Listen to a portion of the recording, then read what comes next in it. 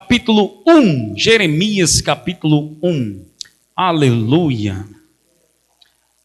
Verso 5 nós vamos ler. Glória a Deus, glória a Jesus, Jesus é bom, aleluia. Teu amor não falha, tu fazes que tudo coopere para o meu bem. Eu creio que o Senhor é poderoso para fazer com que tudo coopere para o meu bem. Eu creio. Glória a Deus.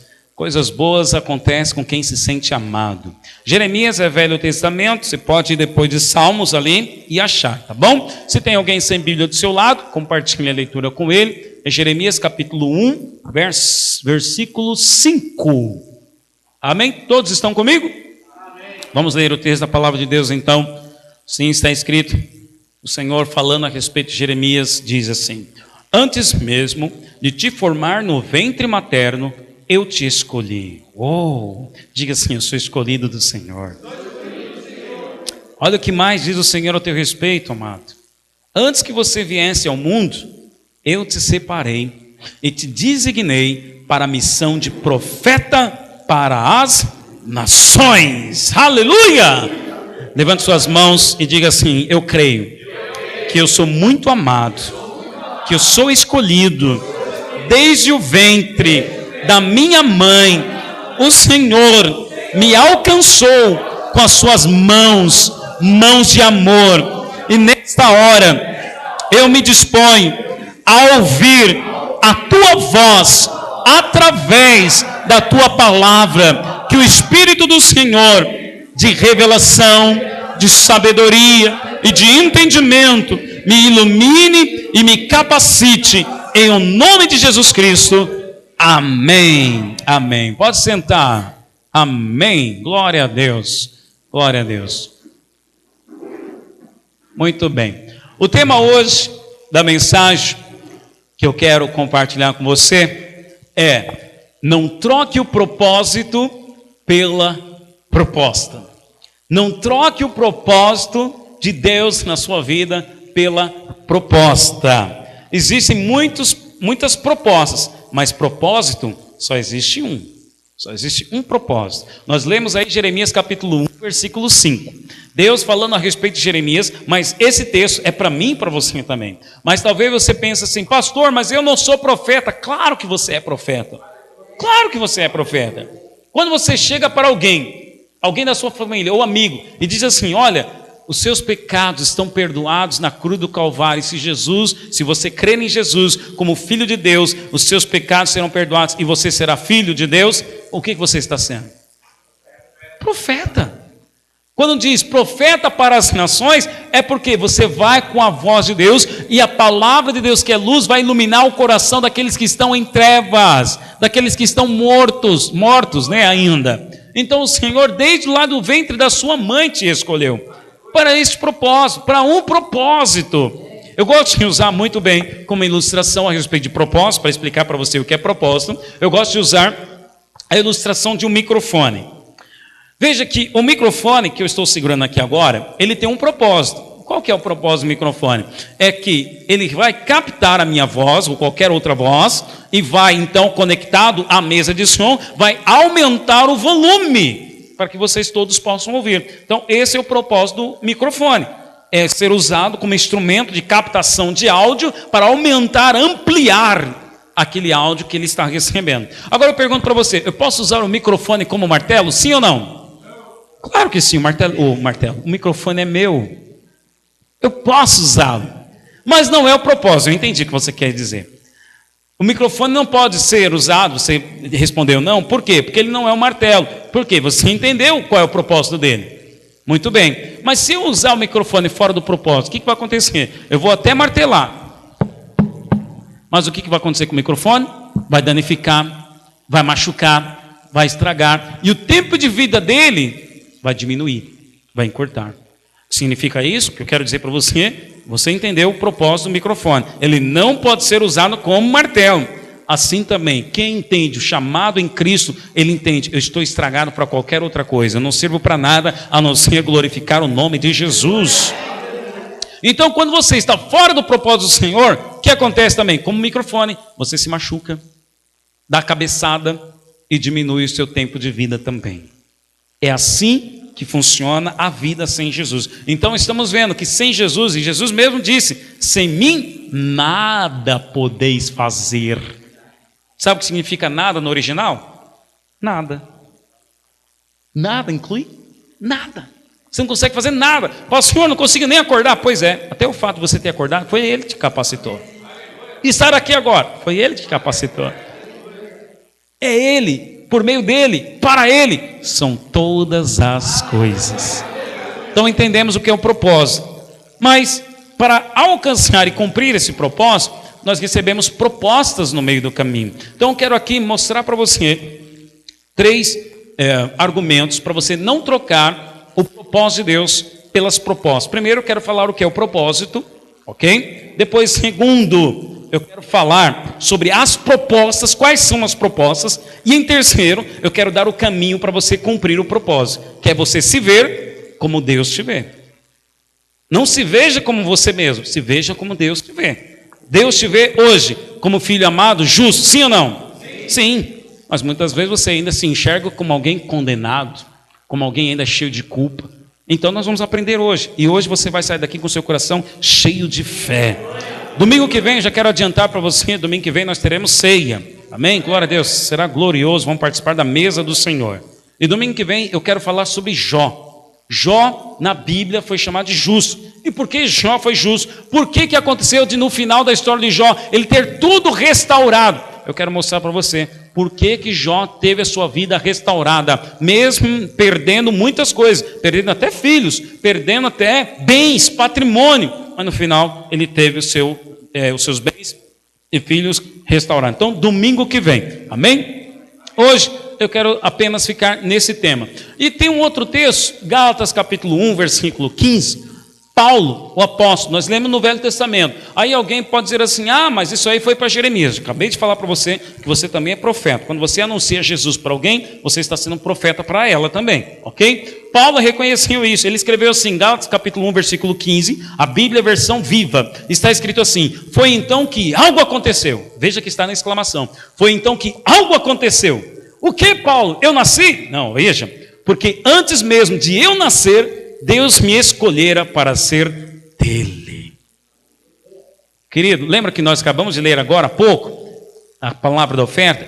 É necessário que todo aquele que se aproxima diante de Deus creia que Ele existe e que se torna galardoador, ou seja, que dá presente. Você não sai dando presente para todo mundo, sai?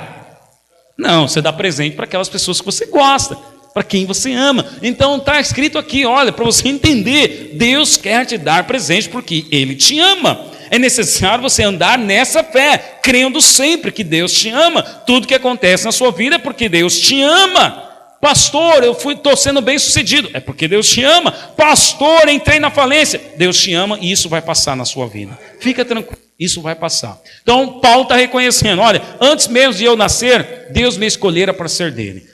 Se você andar nessa fé, o medo não vai ocupar o seu coração, porque só o perfeito amor de Deus pode lançar fora todo o medo. Então, Paulo está andando nessa fé. Deus me escolheu, chamando-me. Quanta graça e bondade. Paulo reconhece, Deus, antes de eu nascer, me escolheu, me chamou. Quanta graça e bondade. O que eu fiz? Paulo está dizendo, em outras palavras, o que eu fiz para Deus escolher? Nada. Então veja, quanta graça e bondade. O que você fez para escolher? Talvez você pense, não, eu sou abençoado porque eu sou fiel no dízimo. Não, querido. Não é. Não é. Você é abençoado porque Ele te ama. Veja quanta graça e bondade de Deus na sua vida, que desde lá, quando você nasceu, Deus te escolheu. Amém?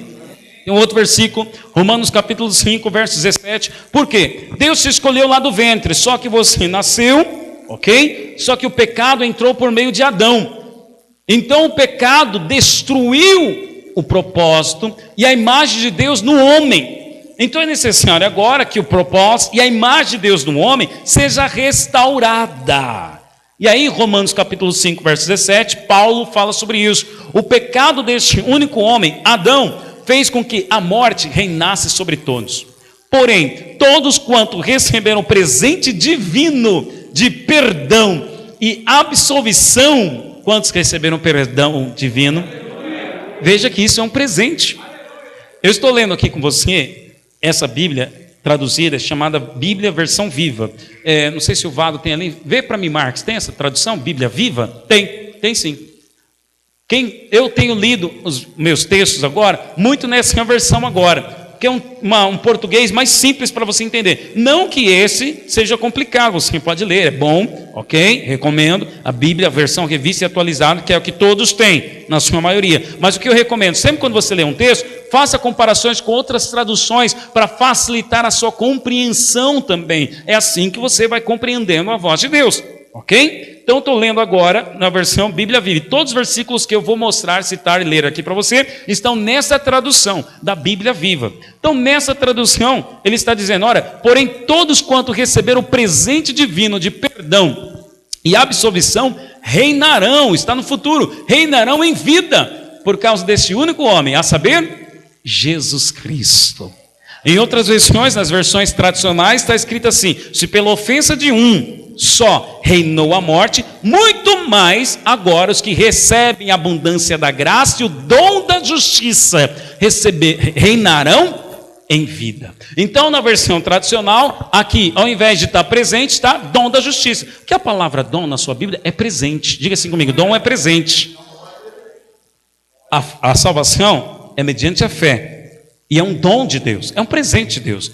Então estamos vendo aqui, Deus então agora restaurou, porque lá em Gênesis 1 diz que Deus fez o homem à sua imagem e semelhança, com propósito. Agora, aí diz lá que Deus abençoou o homem para ser fecundo, dominar e exercer domínio sobre a terra. Esse era o propósito do homem. Só que o homem pecou, Adão e Eva pecou, você sabe a história. Então o pecado entrou no homem, a morte entrou no homem e ele foi expulso da presença de Deus. Muito bem. Aí Deus agora, então, enviou o seu Filho, porque nos ama de tal maneira, que nos viu, poxa, esse povo está morto, eles não vão conseguir voltar para o propósito original. E qual é o propósito original? Estar com Deus, reinar com Deus, que era o que é para Adão estar fazendo lá no paraíso, só que ele foi expulso. Então Deus agora envia Jesus, olha que tremendo, Deus nos dá o meio e Deus nos capacita para sermos então vencedores. Então qual que é o seu propósito aqui? Então muitos pensam, já sou salvo, glória a Deus, aleluia. Não, a salvação é apenas o começo. Você está aqui destinado a reinar. Sabe qual é o seu propósito? Alguns pensam assim também, quando fala de propósito, alguns pensam assim, o meu propósito, aí já colocam conectado ao chamado, missões. Meu chamado é para a África. Meu chamado é ser um missionário. Ok, isso é um comissionamento. Mas o propósito, meu, seu, de todos, é reinarmos em vida. Está escrito aqui. Reinarmos em vida. E o que é reinar em vida? É viver a vida como justo. Jesus Cristo disse em João 10:10, o ladrão veio para roubar, matar e destruir.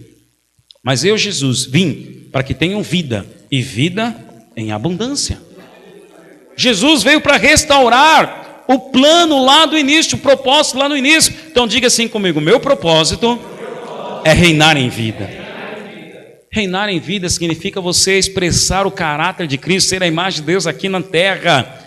Todos quanto veem. Então reinar, propósito, não tem a ver com, pastor, eu não tenho chamado pastoral. Isso é comissionamento, não confunda. Mas seja você pastor, seja você quem for, nasceu de novo, então você já está destinado a reinar em vida. Amém? Muito bem. Agora, não troque esse propósito de reinar em vida pelas propostas. Primeiro, vamos entender aqui e ver alguns exemplos de propósito. Veja que o primeiro exemplo que eu coloco aqui é o de Jesus. Nós vimos que o propósito do homem na criação era ser fecundo. Deus, diz a Bíblia que Deus o abençoou, Gênesis 1:26, para ser fecundo, dominar e exercer domínio. Só que o homem não cumpriu o propósito. Então Jesus veio e com cerca de 33 anos de idade, Lá na cruz, ele declarou: está consumado. Jesus cumpriu o propósito. Qual o propósito era de Jesus? Vir aqui na terra, pagar o preço que estava destinado para mim e para você, mas que para nós seria impossível nós pagarmos o preço do pecado. Para nós seríamos impossível. Imagina aí uma dívida, talvez você tenha alguma dívida hoje, atual, mas imagina uma dívida de milhões, trilhões, quadrilhões, uma dívida impossível. Essa era a sua dívida. Essa era a sua dívida. Era impagável, mas Jesus veio e pagou no seu lugar. E lá na cruz ele disse: está consumado. Quando ele disse está consumado, ele quis dizer: está pago. Você não deve mais nada. Colossenses capítulo 3, você pode abrir a sua Bíblia lá comigo? Abre lá comigo, Colossenses capítulo 2, versículo 13. Está escrito assim: e a vós outros que estáveis mortos pelas vossas transgressões e pela incircuncisão da vossa carne, ele vos deu vida juntamente com ele, perdoando todos os nossos delitos, tendo cancelado o escrito de dívida que era contra nós e que constava de ordenanças, o qual nos era prejudicial. Removeu-o inteiramente, encravando-o na cruz, e despojando os principados e as potestades, publicamente os expôs ao desprezo, triunfando deles lá na cruz. Diga aleluia. No versículo 14 diz que ele cancelou, tendo cancelado o escrito de dívida. Você tinha uma dívida diante do Senhor, eram os seus pecados. Entenda, pela fé, hoje, Jesus já pagou essa dívida. Ainda tem crente que anda debaixo da condenação, achando que ainda está devendo para o Senhor. Oh Deus, eu pequei, então ainda estou em dívida. É porque anda com sentimento de dívida, ele não se envolve na igreja, ele se esconde, ele falta os compromissos, ele não vai para a cela. Tem aqueles até que não tomam ceia, porque acham que ainda estão devendo. Ei, já está pago. Diga assim comigo, aleluia. Jesus pagou no seu lugar. Jesus cumpriu o propósito dele. O propósito dele era esse: vir e pagar a sua dívida. Aleluia. Quantos aqui têm dívida? Quantos aqui? Eu tenho ainda dívida da minha casa, estou pagando a minha casa. Todos aqui têm dívida. Alguns têm dívida da mulher do Yakut. Eu tenho dívida com o banco lá da minha casa que eu estou pagando. Mas cada um tem a sua dívida. Agora se imagina, Nito, você está pagando sua casa ainda?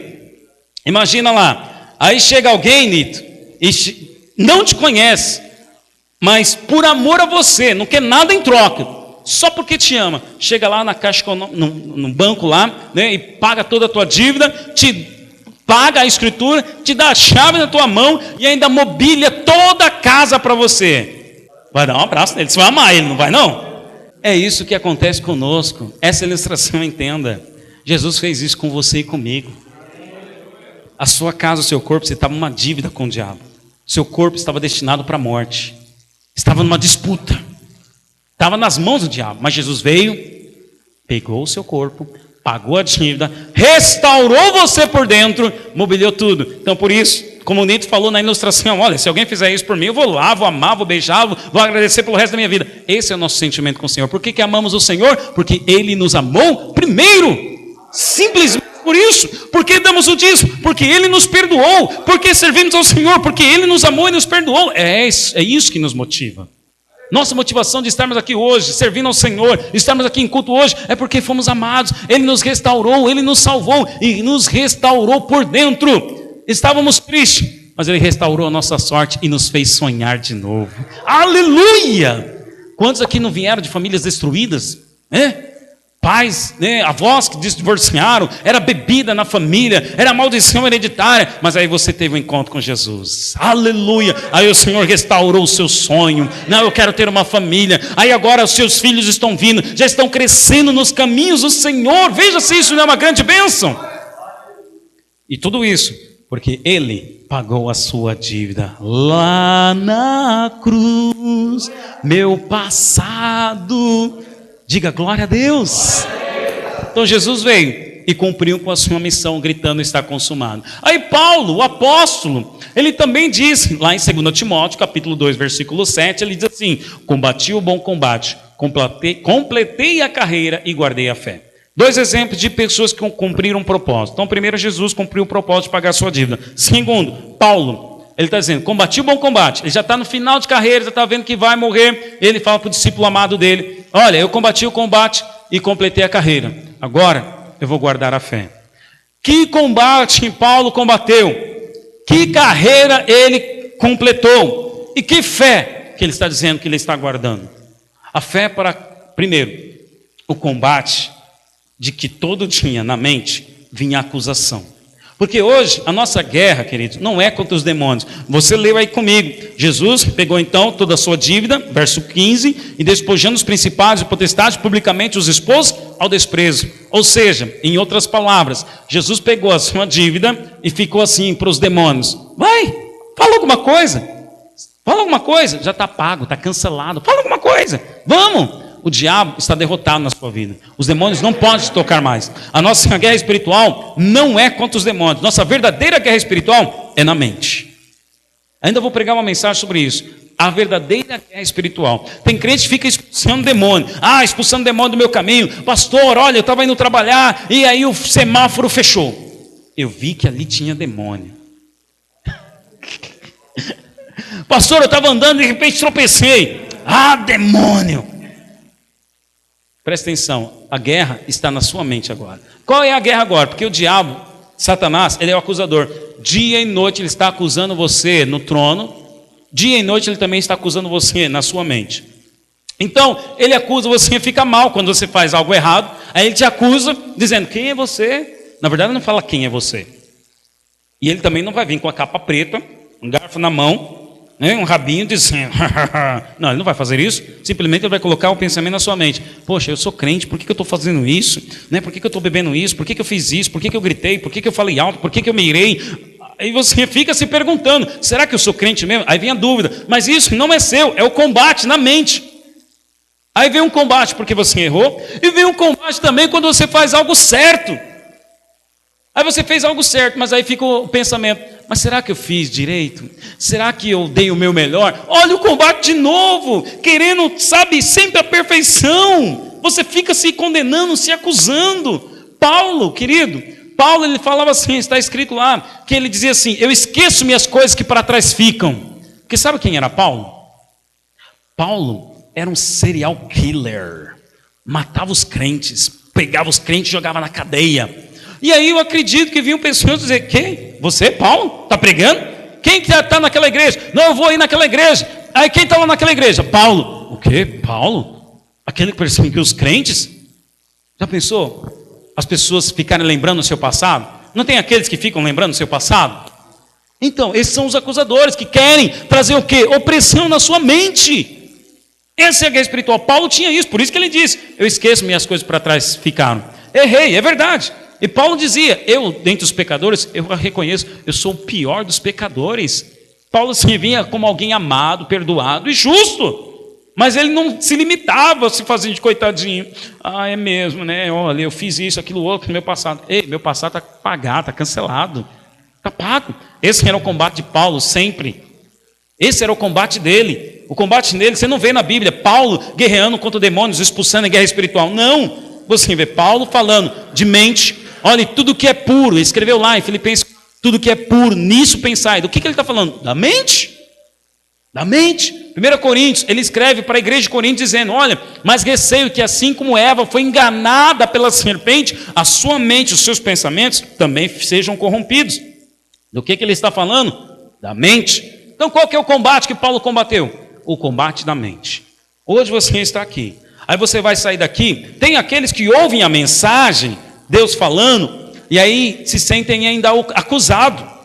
Tipo assim, poxa, olha, eu sou o pior dos pecadores, né? Por exemplo, agora há pouco mesmo nós demos a palavra do dízimo. Irmão, nós demos essa palavra para te encorajar, para você ter fé. Mas não se sinta acusado, eu não dou o dízimo, eu não dei o dízimo nessa igreja. Ei, a palavra aqui não é para te acusar, eu não estou aqui para te acusar, eu estou aqui para te ensinar, e você crescer em fé, você dar o seu dízimo porque você tem fé, porque você crê que é amado e perdoado, não porque se sente acusado. Não, eu tenho que dar o dízimo, porque senão meu nome não vai aparecer ali, ou então meu nome vai aparecer, o povo vai ficar vendo e tal, né?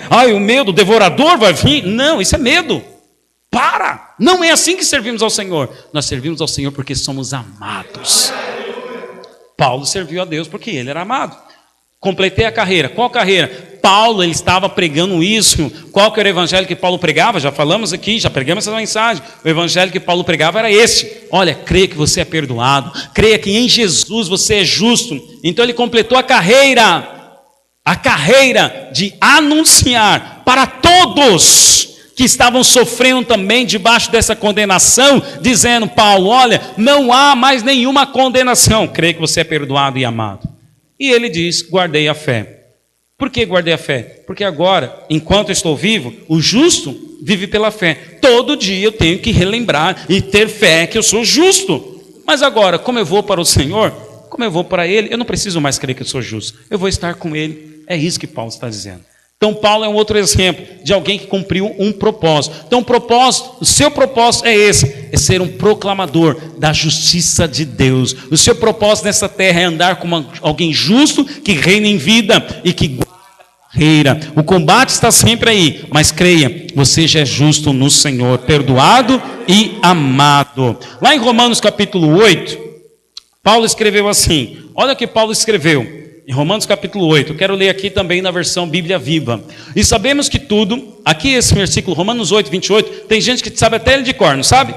Nós até cantamos aqui. E sabemos que todas as coisas cooperam para o bem daqueles que amam a Deus. Aí, vírgula, segundo o seu propósito. Agora eu quero ler aqui na versão Bíblia Viva. E sabemos que tudo quanto nos acontece está operando para o nosso próprio bem, se amarmos a Deus e estivermos nos ajustando aos planos dele. Plano dele significa o propósito dele. Qual que é o propósito de Deus para a sua vida? É que você seja justo, reine em vida. Versículo 29.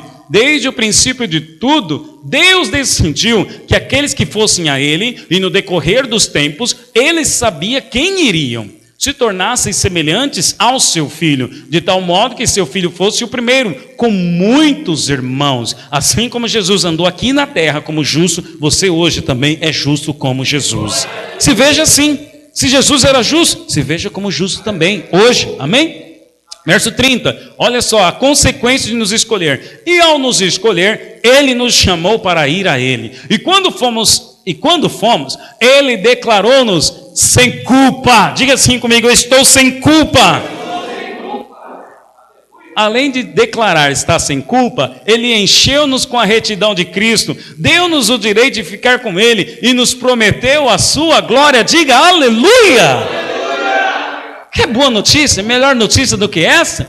Aí Paulo ainda continua, depois de saber tudo isso, aí ele vem no versículo 31. Então, o que podemos dizer diante de coisas tão magníficas quanto essas? Porque isso é magnífico. Você está sem culpa diante de Deus? Ele te capacita para estar com Ele? Então, o que podemos dizer diante de coisas tão magníficas quanto essas? Se Deus está do nosso lado, quem é que pode estar contra nós? Se Deus está com você, quem é que pode estar contra você? Aí Paulo responde: visto que ele, em nosso favor, não poupou nem o seu próprio filho, mas o entregou por todos nós, será que certamente não nos dará tudo mais? Que tudo mais você precisa? É um carro? O Senhor vai te dar. Se for para cumprir o propósito de andar como justo aqui na terra e não. É um emprego? O Senhor vai dar. É prosperar, o Senhor vai dar, se for da vontade tiver. Lembra que nós começamos a ler aqui Romanos, o versículo 28, sabemos que todas as coisas que nos acontecem é para o nosso bem, quando estamos em linha com o plano dele, ou seja, quando estamos no propósito dele. Qual é o propósito? Você já entendeu, é ser justo, andar como alguém perdoado, e que continua anunciando, e que anuncia para todos, você é perdoado também. Esse é o seu propósito. Andar como justo, perdoado e também anunciar para os outros. Você é perdoado, você é justo, está pago a sua dívida. Muito bem, sabendo disso e que você está fazendo isso, então tudo mais que você pedir, o Senhor vai te dar. O Senhor vai te dar. Para você cumprir o propósito. Eu sei que tem pessoas que pegam esse versículo aqui só para dizer: olha, a vontade de Deus é que você prospere. Irmãos, preste atenção. A prosperidade, ela pode ser bênção, como também pode ser maldição. Também, sim. Por quê? É bênção. Porque se você se manter com seu coração alinhado com o plano de Deus, vai ser bênção. Por quê? Você vai continuar sendo generoso, você vai poder abençoar o próximo, você vai poder abençoar a igreja, você vai ter condições para cumprir a missão. Semana passada, retrasada, nós fizemos aqui uma coleta de oferta para missões. Nós temos que enviar obreiros para outros países. Se não tivermos o recurso, como que vamos enviar? Então você veja, se temos gente próspera financiando essa obra, vamos continuar pregando lá fora. Então você veja que prosperidade é de Deus. É de Deus. Mas veja que essa vontade de Deus é para quando você está em linha com o propósito dele. Quando você está em linha com o propósito dele. Qual o propósito, pastor? Repito e digo para você: de andar como alguém, um filho justo, amado, perdoado e que anuncia para as pessoas: você é justo, você é perdoado. As pessoas vão chegar para você e vão dizer: olha, eu acho que eu estou assim. Alguém uma certa vez chegou em mim para dizer assim: olha, eu acho que eu estou assim porque uma pessoa, lembrei agora, outro exemplo, uma pessoa falou assim: olha, que ela tinha um problema com cigarro, ela fumava há 20 anos, e aí ela se converteu, glória a Deus, largou o vício no fumo, só que aí ela ficou com complicações com saúde, ela ficou com o pulmão danificado, e aí ela falou: pastor, eu sei porque eu estou assim, porque eu fumei por 20 anos, em outras palavras, ela está dizendo: olha, eu mereço. E aí foi preciso falar para ela: não, você não merece, Jesus já pagou, creia que você é amada, creia que você está perdoado. Semana passada, um pastor estava me compartilhando um testemunho, isso não aconteceu comigo, o pastor contou para mim, de um irmão, um membro da igreja dele, que há anos atrás recebeu uma profecia. Tem profecia que vem para te abençoar, tem profecia que agora a gente está aprendendo, que vem mais para condenar do que para abençoar. E aí uma pessoa, num culto aí qualquer, levantou para dizer assim para ela: olha, eis que te digo, que se você não mudar o seu estilo de vida, pouco tempo te resta. Aí passou-se, aí ele se esqueceu dessa profetada, e ele ficou doente, ficou com as veias entupidas e tal, com complicação de saúde. E aí ele se lembrou, estando lá no hospital, aí ele se lembrou dessa tal profecia. Aí sabe o que ele fez? Ele mandou chamar todo mundo, os filhos, a esposa, todo mundo, porque ele estava crendo que ia morrer, porque ele se lembrou: eu não mudei meu estilo de vida, então eu vou morrer. Aí esse pastor, que já está crendo na graça, ele foi lá para anunciar, falei: ei, não, profecia não vem para condenar, profecia vem para te inspirar, vem para te corrigir, mas não para condenar. A palavra de Deus é vida, é de amor. Creia que você é amado. Jesus já levou essa condenação sobre você também. Presta atenção: aquilo que você pensa e imagina, assim vai acontecer na sua vida. Se você imagina que aquilo que lhe acontece na sua vida é por causa de maldição hereditária, não é minha família, não é o pecado por causa do cigarro lá atrás, se você imagina assim, assim será. Provérbios diz isso: assim como o homem imagina em sua alma, assim o será. Mas se você se imagina amado, perdoado e sem culpa, pode pedir tudo mais que o Senhor fará. É nessa hora que você tem que usar esse versículo: Senhor, eu quero saúde. Senhor, eu quero viver mais tempo nessa terra. Senhor, eu quero que meus dias sejam prolongados. Senhor, eu quero, onde eu colocar as minhas mãos, que abençoado seja. O Senhor vai fazer. O Senhor vai fazer. E aí no versículo 33, Romanos 8 ainda, Paulo diz: quem se atreve a nos acusar? A nós que Deus escolheu para sermos dele. Será que Deus fará isso? Nunca. Foi Ele quem nos perdoou e nos deu o direito de ficar com Ele. Quem nos condenará então? Cristo? Não. Foi Ele quem morreu por nós e voltou à vida por nossa causa, e agora está sentado no lugar de maior honra junto a Deus, rogando por nós lá nos céus. Diga aleluia! Olha o que Jesus está fazendo por você agora, rogando por você. Ele está lá: Senhor, que Ele se lembre que Ele é amado, que Ele se lembre que Ele é justo, que Ele se lembre que Ele é perdoado. Senhor, abre as portas. Lá em Mateus 6,33, Jesus diz: mas a todo aquele que buscar o reino e a sua justiça, todas as demais coisas vos serão acrescentadas. Que reino? O reino de continuar anunciando, porque o reino de Deus não é comida nem bebida, mas é alegria, paz, justiça, paz e alegria no Espírito. Ou seja, são pessoas que nascem de novo, são pessoas que você evangeliza. E o que é a justiça que você vai buscar? Você vai buscar a justiça de Deus, que é um presente. Você vai buscar andar como justo. Por essa razão, todas as demais coisas vos serão acrescentadas. Quais coisas? Lá em Mateus capítulo 6, ele dá o exemplo do pardal, dá o exemplo do passarinho.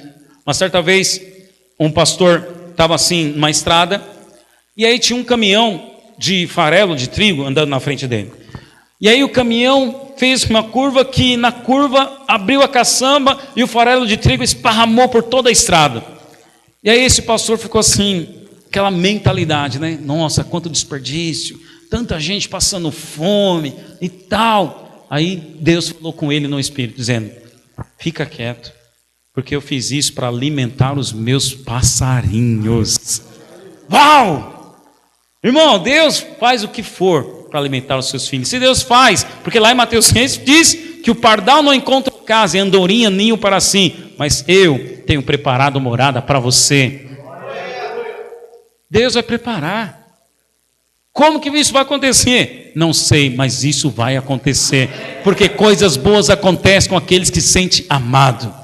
Eu já vejo, irmão, a sua família se convertendo. Eu já vejo você sendo cabeça, destaque em meio a esta crise financeira, política. Você sendo destaque, você como cabeça. Eu vejo assim, porque vejo e creio. Você diga amém sobre a sua vida. Diga amém, creia.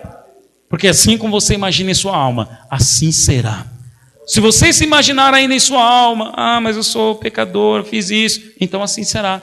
Você vai andar cabisbaixo, desanimado, brocochô, e não vai acontecer nada, vai acontecer do pior. Aí você vai virar para mim e vai dizer: pastor, está vendo?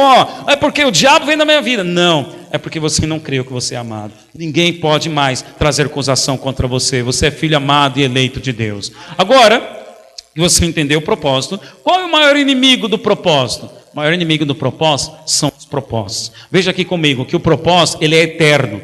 Por que é eterno? Porque você anda como justo aqui hoje e vai continuar como justo na eternidade. Ok? Muitos pensam: não, meu chamado, meu propósito é ser pastor. Ok, eu estou aqui como pastor, mas na eternidade eu não vou ser pastor. Então você entende que não é propósito? É apenas uma missão. É comissionamento. O meu propósito é andar como filho amado, justo e perdoado.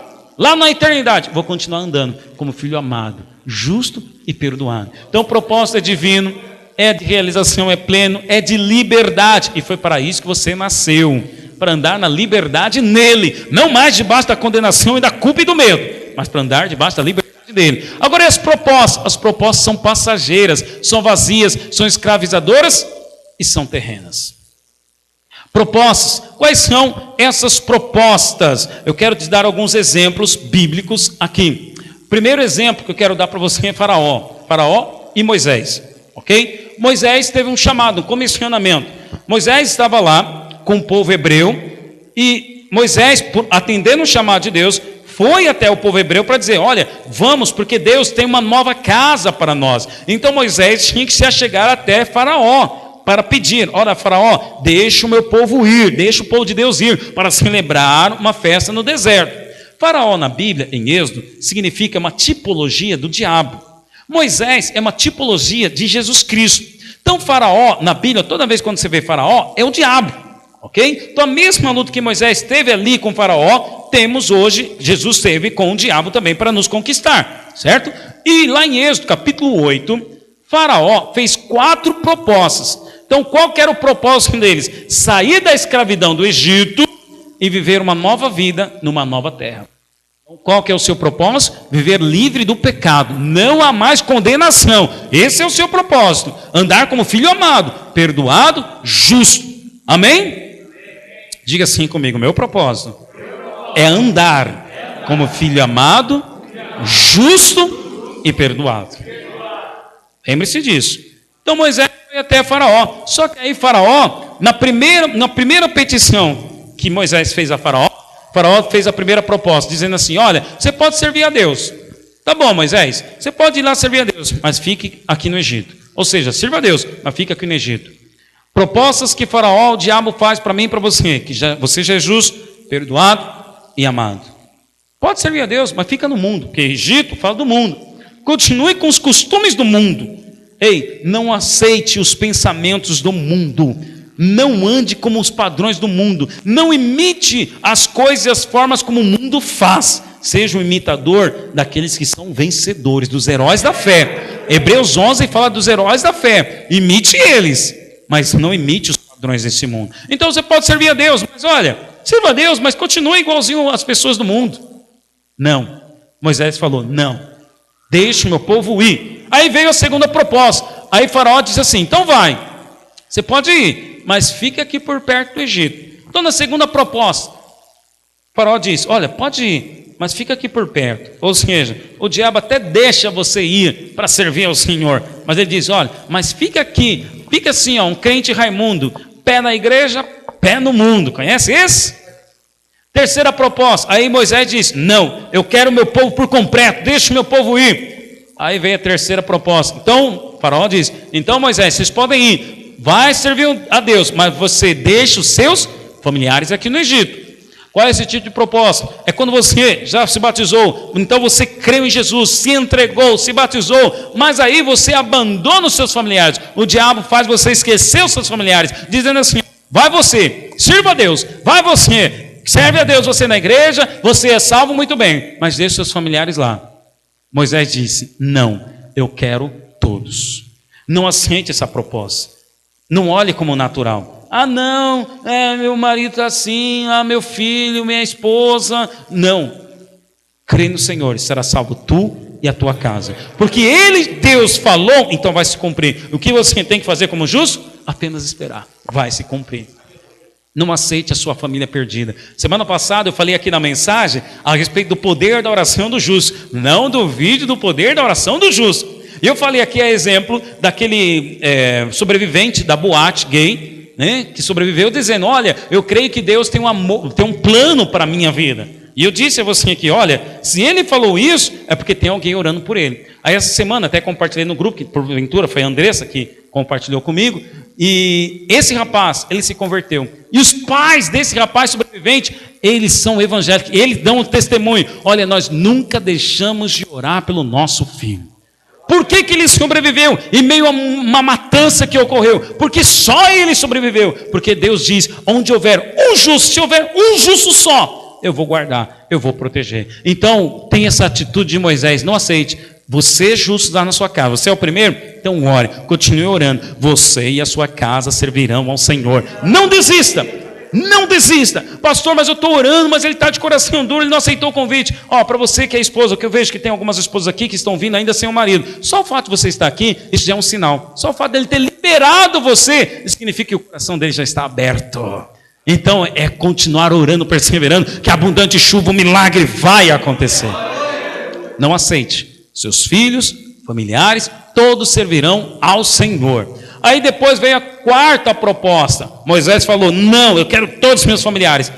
Aí Faraó disse, então tá bom, pode ir você, pode ir seus familiares, mas deixa os seus bens aqui, deixa os seus patrimônios aqui. Qual que é a proposta aqui? Você pode servir ao Senhor, pode orar pela sua família, não entrega o dízimo na casa de Deus não. Deixa os seus bens lá no Egito ainda. Continue pagando as coisas para o Egito, porque para o Egito, para o mundo, vamos dizer, é carteira aberta. Mas na hora que chega na igreja, porque como que é? Quando você sai, olha, vamos fazer um passeio, vamos lá numa churrascaria, você nem pergunta quanto que é. Você já sai sacando o cartão, você vai, paga, né? Mas vamos lá, vamos agora aqui no culto, irmãos, vamos adorar aquele que nos perdoou, trazendo o nosso dízimo. Aí você fala, ei, que é isso? Eu não tenho dízimo, não, vai faltar para mim. Mas na hora de sair não falta. Ei, você está aceitando a proposta de Faraó, a proposta do Egito, onde está dizendo para você, deixe o seu dinheiro lá, mas na casa de Deus, não. Sabe por quê? Porque ele sabe que você vai ser abençoado. Porque todos aqueles que dão, porque creem que é amado, vai ser abençoado. Vai ser abençoado. Então não aceite. Esse é um exemplo de proposta. Talvez você tenha passado por essas propostas também, mas não troque o propósito de Deus pelas propostas. Outro exemplo, Adão e Eva. Adão e Eva, você conhece a história. Deus falou com Adão, olha, tem duas árvores, não come da árvore do conhecimento do bem e do mal. Mas Eva foi lá e comeu da árvore do conhecimento do bem e do mal. Por que Eva fez o que era errado? Porque ela aceitou as propostas de com quem ela estava conversando. Eu sei que a Bíblia diz que Eva estava conversando com a serpente, mas tem muitos amigos que se achegam até você disfarçado de serpente. Cuidado com quem você conversa. Eva foi iludida pela serpente, enganada pela serpente, porque a serpente chegou para dizer: aí, Deus não quer que você tenha conhecimento do bem e do mal. Sabe aqueles amigos serpente que dizem: para que tudo isso? Para que ir na igreja todo domingo? Para que dar o dízimo lá na igreja? Para que fazer isso? São amigos disfarçados de serpente. Qual que era o propósito de Adão e Eva? Reinar no paraíso. Mas Eva aceitou a proposta da serpente. Viu que o fruto da árvore era bom, desejável e agradável, e caiu no engano. Então, a pergunta que fica aqui, pela proposta que a outra proposta que tem aqui é: com quem você está andando? Diga-me com quem andas e eu te direi quem tu és. Quem são os seus amigos? Quem são os seus amigos? São pessoas que alimentam a sua fé, que te edificam, ou são aqueles que querem te puxar para baixo? Querem te puxar de volta para o Egito? Você está indo para frente, mas os seus amigos estão te puxando para trás. Quando eu falo para trás, é para voltar aos velhos costumes, aos velhos pensamentos. Ei, o Senhor tem pensamento de paz sobre você, não tem de mal. Mas os amigos disfarçados de serpente vão falar que Deus é mau. Olha, você está sofrendo isso por causa da igreja. Olha, você está indo lá na igreja. Ah, já sei, foi o teu pastor que proibiu, né? Ah, já sei, você está indo porque, olha, é a igreja, né? Amigos disfarçados de serpente. E entenda que amigos aqui não é só amigo não crente, porque a priori você está me ouvindo agora e já deve estar pensando: ah, já sei, pastor, você está falando dos amigos não crentes. Não, cuidado, tem amigo dentro da igreja também que são disfarçados de serpente. Eu te mostro para você um exemplo: Jesus e Pedro. Jesus teve a revelação, mostrou para os discípulos que ele era o Messias e que ele tinha que subir para Jerusalém para ser morto pelos pecados da humanidade. Pedro era um dos discípulos de Jesus, e momento antes, Pedro tinha dito assim, quando Jesus perguntou: quem vocês dizem que eu sou? Pedro confessou: tu és o Cristo, o Filho do Deus vivo. E Jesus falou: bem-aventurado tu és, Simão Barjonas, porque não foi carne nem sangue que te revelou, mas foi meu Pai que está nos céus. Muito bem, Pedro estava lá na cela de Jesus, Pedro era amigo íntimo de Jesus, Pedro estava em todas com Jesus, agora lá no culto. Aí Jesus anuncia que ele vai subir para Jerusalém, e lá no versículo 21, diz assim, Mateus 16, 21, desde então começou Jesus a mostrar aos seus discípulos que convinha ir a Jerusalém e padecer muitas coisas dos anciãos, e dos principais, dos sacerdotes e dos escribas, e ser morto, e ressuscitar ao terceiro dia. Olha o versículo 22, e Pedro, tomando-o de parte, começou a repreendê-lo, dizendo: Senhor, tem compaixão de ti, de modo nenhum te acontecerá isso. Tem pessoas que fazem isso dentro da igreja ou não tem? Tem. Vem aqui, fulano, vem aqui, ó. Chega aqui. Olha, eu acho que o pastor está sendo duro demais, essa história da graça aí, acho que é coisa da cabeça dele. Olha, o pastor fala lá de dízimo. Olha, mas ó, eu acho que o pastor, ó, você viu o blazer dele? Olha, ele está de blazer novo, acho que ele comprou com dízimo. Não é não? Olha, o pastor vem na nossa cela, você viu? Você viu o jeito como o pastor estava te olhando? Olha, o pastor não te visitou, né, nessa semana, né? Ah, essa semana foi teu aniversário, não te deu parabéns, né? Pois é, tem dó de ti mesmo, coitado, você não merece isso. Que isso? Porque os amigos dentro da igreja, disfarçados de serpente, vão fazer você ter dó de si mesmo. É mesmo, né? Poxa, para que tudo isso? Para que dar dízimo à igreja? É mesmo, né? O pastor, né? Ah, é, né? Agora, olha a repreensão de Jesus. Foi isso que Pedro fez, porque foi tomando de parte. Então, o amigo disfarçado de serpente, ele não vai falar público. Ele fala assim, ó, tomando de parte. Aí quando chega, ele disfarça. Que isso, rapaz? Não, o pastor é uma bênção. Eu tenho uma aliança com ele. Glória a Deus. Pastor, tamo junto. Ó, tamo junto. Mudou de assunto. Era assim, né? Os amigos disfarçados de serpente. Mas olha o que Jesus falou. Verso 23. Ele, porém, voltando-se, disse a Pedro. Ele, Jesus. Para trás de mim, Satanás, que me serve de escândalo, porque não compreendes as coisas que são de Deus, mas só as que são dos homens. Uau! Quando você não compreende as coisas espirituais e só que são dos homens, todas as coisas que são dos homens, se você está com a compreensão natural, pode ter certeza, você está debaixo de um espírito de engano. Você precisa de uma libertação. Você vê que Pedro era amigo íntimo e estava na célula de Jesus. Então eu estou te mostrando que tome cuidado com quem você anda. As propostas que vão ser feitas a você, não é só com as pessoas não crentes. Até dentro da igreja eu estou mostrando para você. Propostas virão. No caso aqui a proposta é: tenha dó de você mesmo.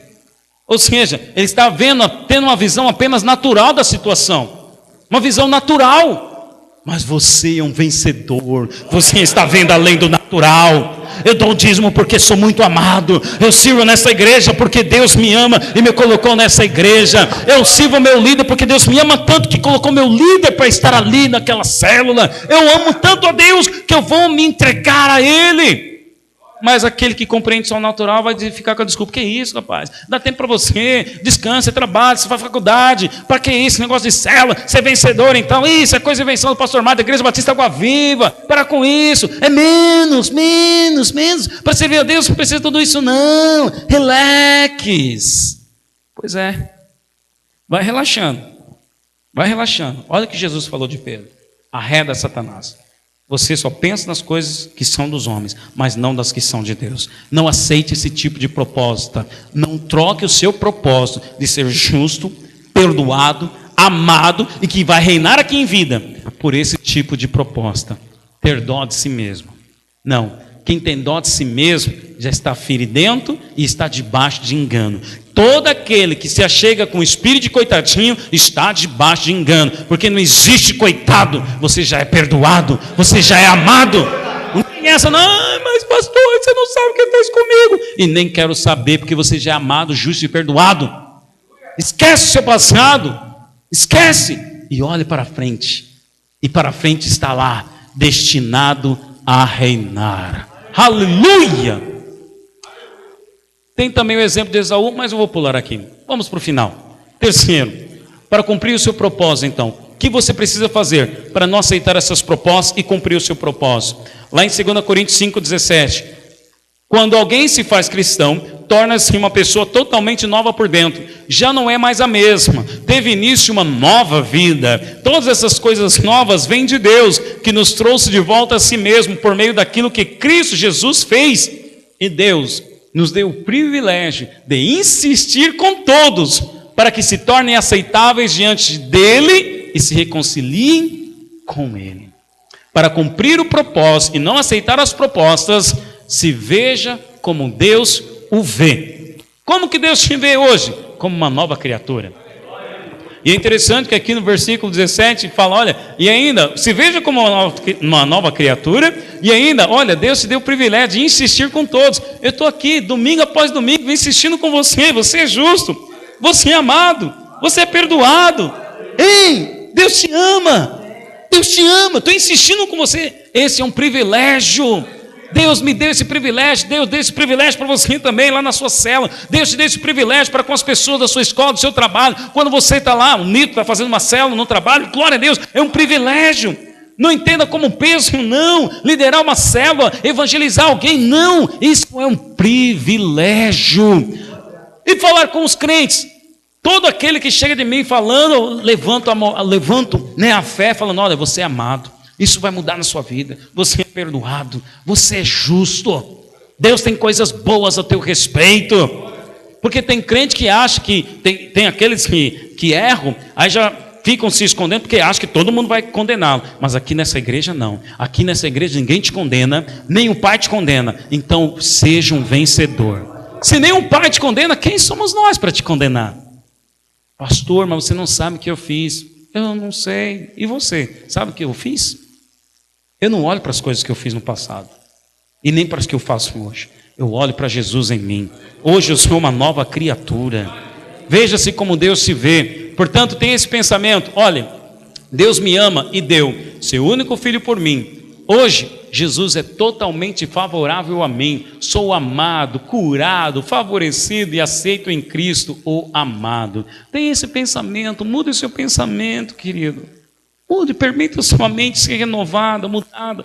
Tem uma prática, tem uma prática, todos os dias pela manhã eu acordo já dizendo isso, eu sou amado de Deus, Deus tem coisas boas a meu respeito, me faz estar no lugar certo, na hora certa, eu creio em Jesus Cristo como meu Senhor e minha justiça, e olha, eu confesso isso várias vezes durante o dia, para me convencer na minha mente, que eu sou amado, sou justificado, é o bom combate que Paulo combateu, é na mente,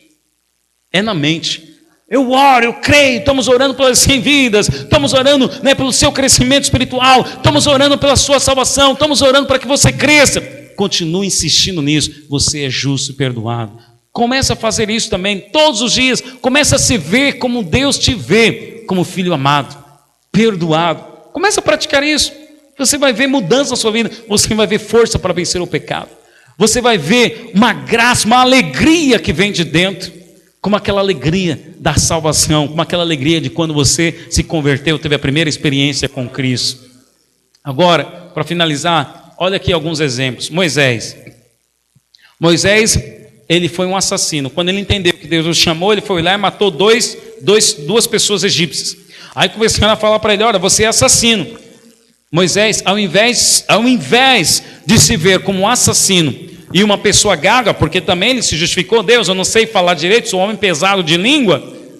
Deus viu Moisés, em Moisés, um grande líder, e Moisés creu assim, porque Deus disse, Moisés, vá e diz que eu sou, te enviou, Moisés creu então, que se Deus estava vendo que ele poderia ser um grande líder, Moisés creu então que ele seria um grande líder.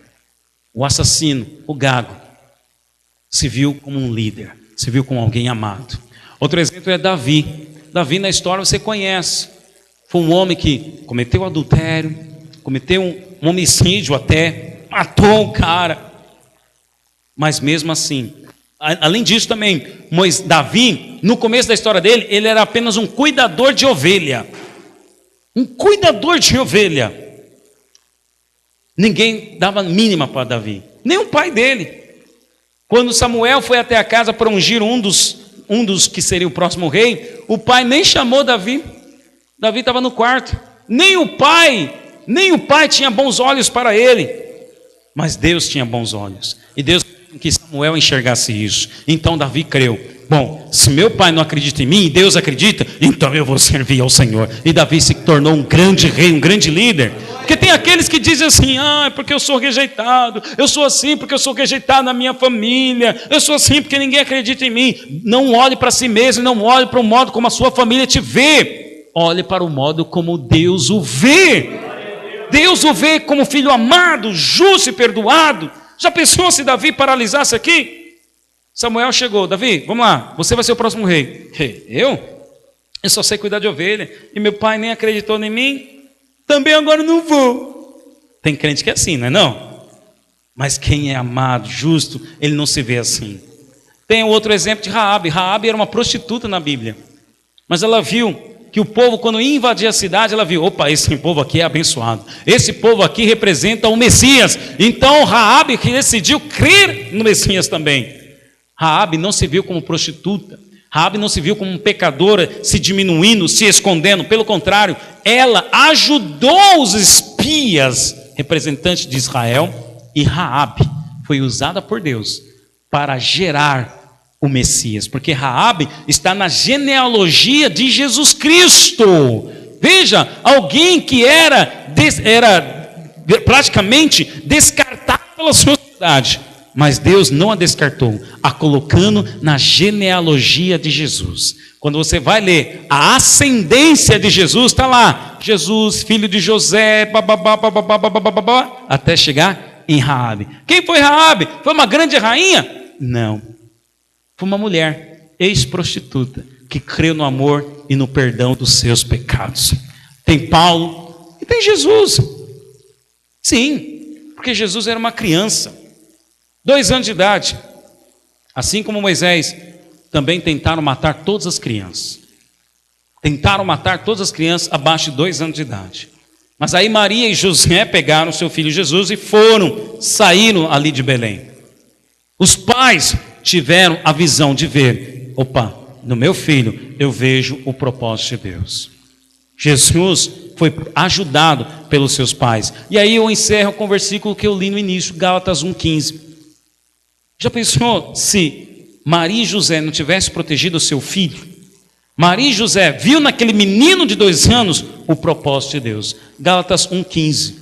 Foi então que algo aconteceu, porque antes mesmo de eu nascer, Deus me escolhera para ser dele. É por isso que nós, como igreja, nós somos contra o aborto. Nós somos contra. Por quê? Por detrás de cada aborto, há então uma extinção, há uma morte, há um homicídio de um propósito divino.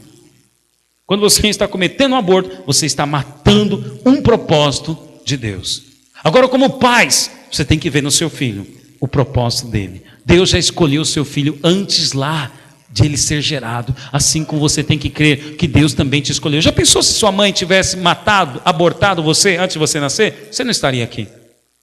Eu vou pensar e vou dizer de mim. Já pensou se minha mãe tivesse abortado de mim?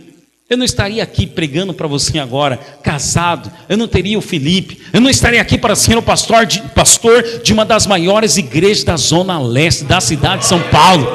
Porque é assim que eu me vejo. Eu me vejo como alguém amado, perdoado, que fui chamado para reinar. Você crê que você foi chamado para reinar? Então vamos colocar em pé, vamos orar. Não troque o propósito pelas propostas. Aleluia. Pare de olhar para si mesmo e olhe para Jesus Cristo em você. Jesus Cristo é justo. Você já é justo neste lugar. Aleluia. Dê a mão à pessoa que está do seu lado e nós vamos orar agora. Nós vamos orar. Curva sua cabeça, feche seus olhos e comece a dizer ao seu respeito. Talvez você tenha aceitado propostas, talvez você já recebeu propostas, eu não sei, mas comece a dizer agora ao Senhor: Deus, eu quero, Senhor, me fortalecer nesta palavra. Ó Deus, que eu sou justo, amado e perdoado. Talvez você tenha sofrido pressões na sua mente, pressões de propostas para tirar você do propósito de Deus. Oh Senhor, em nome de Jesus, Pai, oramos ao Senhor, crendo que desde o ventre fomos escolhidos, fomos amados por Ti. Algo tremendo, ó Deus, aconteceu. Quanta graça e bondade, ó Deus, pelo fato de ter o Senhor nos escolhido, ó Deus, para sermos hoje, ó Deus, profeta, Senhor, profeta aqui em Itaquera, profeta, Senhor, aqui na Zona Leste. Ó Pai, eu oro sobre os meus irmãos que porventura estejam debaixo, Senhor, da opressão, da condenação, estejam, Senhor, sofrendo a influência, Senhor, das propostas dignas na sua mente. Ó Deus, em nome de Jesus, que mediante a palavra da fé, ó Deus, esta igreja continue crescendo e avançando. Ó, eu declaro sobre a tua vida que você vai romper. Eu declaro que sobre a sua vida você está destinado a reinar. Você será exemplo de pai. Você será a bênção para todas as famílias desta terra. Ó, o teu casamento é abençoado. As tuas finanças são abençoadas. Ah, não há mais nenhuma enfermidade sobre você. Não há mais nenhuma condenação sobre você. Não existe maldição hereditária sobre aqueles que são justos e perdoados. Todo o seu escrito de dívida está cancelado. Creia no amor de Deus sobre a sua vida. Se alimente dessa palavra da fé e creia que o Senhor tem pensamentos bons ao seu respeito. Em nome de Jesus. Aleluia. Aleluia.